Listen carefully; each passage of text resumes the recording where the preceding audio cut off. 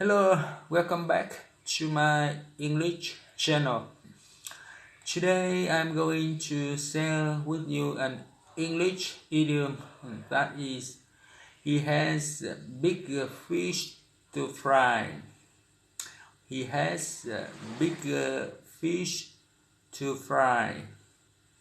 He has a bigger fish to fry means he has bigger things to take care of than what we are talking about now.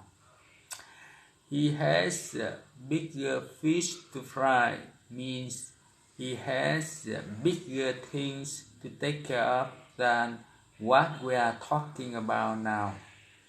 He has bigger fish to fry is an English idiom that English speakers often speak.